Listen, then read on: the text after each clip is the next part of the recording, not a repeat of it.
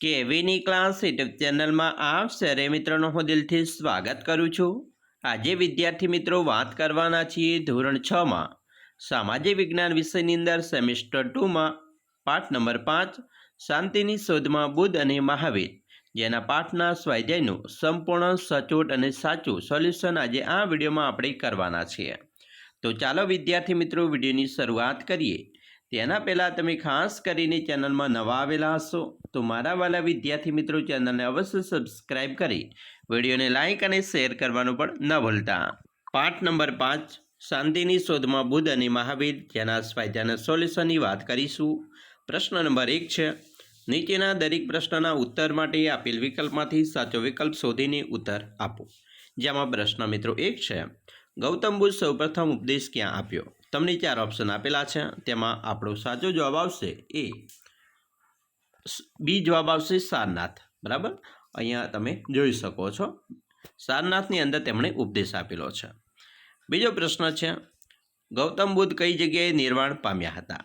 તો અહીંયા મિત્રો આપણો જવાબ આવશે સી કુશીનારામાં। પ્રશ્ન 3, મહાવીર સ્વામીની માતાનું નામ શું હતું? તમને મિત્રો 4 ઓપ્શન આપેલા છે, તેમાં આપણો સાચો જવાબ આવશે એ ત્રિશલા દેવી। પ્રશ્ન નંબર 4, જેની અંદર મિત્રો જોઈશું પ્રશ્ન 4માં મહાવીર સ્વામીનો જન્મ ક્યાં થયો હતો?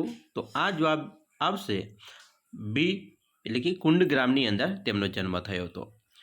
પ્રશ્ન 5, મહાવીર સ્વામીએ લોકોને પોતાનો ઉપદેશ કઈ ભાષામાં આપ્યો હતો? તો આપણો જવાબ આવશે બી પ્રાકૃત અને અર્ધમાગધી ભાષાની અંદર। હવે આપણે પ્રશ્ન મિત્રો 2 જોવાના છીએ। નીચેના પ્રશ્નોના ટૂંકમાં ઉત્તર આપો। જેમાં પ્રશ્ન નંબર 1 છે, ગૌતમ બુદ્ધનો મુખ્ય ઉપદેશ શું હતો? જેમાં જવાબ આવશે ગૌતમ બુદ્ધનો મુખ્ય ઉપદેશ આ પ્રમાણે હતો। પહેલું, 1, આત્માના કલ્યાણમાં આસક્ત રહેવાને બદલે શુદ્ધિચારયુક્ત જીવન જીવવું જોઈએ। 2, તમામ પ્રાણીઓ સાથે અહિંસાથી વર્તવું જોઈએ, તે મનુષ્યનું સૌથી મોટું કર્તવ્ય છે। 3, ઉચ્ચ કુટુંબમાં જન્મ લેવાથી મનુષ્ય મહાન બનતો નથી, પણ પોતાના કર્મથી મહાન બને છે, તેથી સમાજમાં ઊંચ નીચના ભેદભાવ ઊભા કરવા જોઈએ નહીં। 4, સ્ત્રીઓને સમાજમાં પુરુષો જેટલા જ સન્માન અને અધિકાર આપવા જોઈએ। 5, પ્રાણી માત્ર પર દયા રાખવી। એના પછી પ્રશ્ન 2 છે, મહાવીર સ્વામીનો મુખ્ય ઉદ્દેશ શું હતો? જવાબ, મહાવીર સ્વામીના મુખ્ય ઉપદેશની વાત કરીએ તો રત્નત્રયીના સિદ્ધાંત તરીકે ઓળખવામાં આવે છે। તેમણે નીચે મુજબના 5 વ્રતોનો ઉપદેશ આપ્યો હતો। જેમાં 1, કોઈપણ પ્રકારની હિંસા ન કરવી, પ્રાણી માત્રની રક્ષા કરવી એ જ મનુષ્યનું સાચું કર્તવ્ય છે। 2, હંમેશા સત્યનું પાલન કરવું, એ માટે ક્રોધનો ત્યાગ કરવો। 3, ક્યારેય પણ ચોરી ન કરવી, કોઈની પણ અનુમતિ વગર તેની વસ્તુ ગ્રહણ ન કરવી। 4, જરૂરિયાત કરતાં વધારે ચીજવસ્તુઓ, ધન, ધાન્ય, આભૂષણો, વસ્ત્રો વગેરેનો સંગ્રહ ન કરવો। 5, જૈન સાધુઓ અને સાધ્વીએ બ્રહ્મચર્યનું પાલન કરવું જોઈએ। પ્રશ્ન નંબર 3, જૈન ધર્મ ક્યાં 5 મહાવ્રતો આપ્યા હતા? જવાબ જોઈશું, જૈન ધર્મના 24મા તીર્થંકર મહાવીર સ્વામીએ 5 મહાવ્રતો આપ્યા હતા। જેમાં 1, અહિંસા, 2, સત્ય, 3, બ્રહ્મચર્ય એટલે કે ઇન્દ્રિયોને સંયમમાં રાખવી, 4, અસ્તય એટલે કે ચોરી ન કરવી, અને 5, અપરિગ્રહ એટલે કે સંગ્રહ ન કરવો। હવે આપણે જોઈશું નીચેના વિધાનો ખરા છે કે ખોટા તે જણાવો। જેમાં પહેલું છે, બુદ્ધ અને જૈન બંને ધર્મ લોકોની શાંતિ અને હિંસાનો માર્ગ અપનાવવા અનુરોધ કર્યો, તો આ વિધાન મિત્રો આપણું ખરું છે। બીજું, બુદ્ધ દ્વારા પ્રથમ ઉપદેશ બોધિગયામાં આપવામાં આવેલ, તો આ વિધાન ખોટું છે, સારનાથમાં આપવામાં આવેલો છે।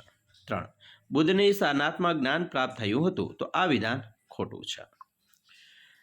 હવે આપણે જોઈશું પ્રશ્ન 4, નીચેના પ્રશ્નોના યોગ્ય ઉત્તર આપવાના છે। જેમાં પહેલો પ્રશ્ન છે, ગૌતમ બુદ્ધ અને મહાવીર સ્વામીના ઉપદેશમાં શી સમાનતા હતી? જવાબ, મિત્રો ગૌતમ બુદ્ધ અને મહાવીર સ્વામીના ઉપદેશમાં આ પ્રકારની સમાનતા જોવા મળી હતી। જેમાં 1, બુદ્ધ અને મહાવીર બંને સંસારને ભય અને દુઃખોથી ભરેલો માન્યો છે।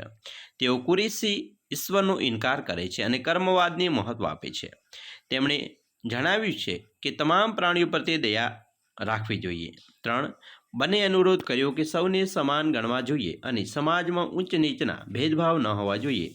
4, સ્ત્રીઓને પુરુષોની જેમ સન્માન અને અધિકાર આપવા જોઈએ એમ તેમણે જણાવ્યું હતું।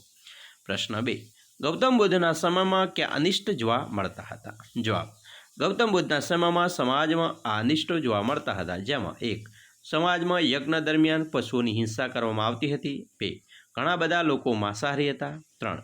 હિન્દુ ધર્મ બ્રાહ્મણ, ક્ષત્રિય, વૈશ્ય અને શૂદ્ર એવા 4 વર્ષોમાં વહેંચાયેલા હોવાથી સમાજમાં ઊંચ નીચના ભેદભાવો હતા. અને 4. સ્ત્રીઓને પૂરતું સન્માન મળતું ન હતું. તો આ રીતે વિદ્યાર્થી મિત્રો તમે સ્વાધ્યાયન પોથીનું સોલ્યુશન કરી શકો છો. મિત્રો અમે આશા રાખીએ છીએ તમને આપણો આ વિડીયો ખૂબ જ ઉપયોગી નીવડશે અને ખાસ વિડીયો ગમે હોય તો મિત્રો લાઇક, શેર અને સબસ્ક્રાઈબ કરવાનું પણ ન ભૂલતા.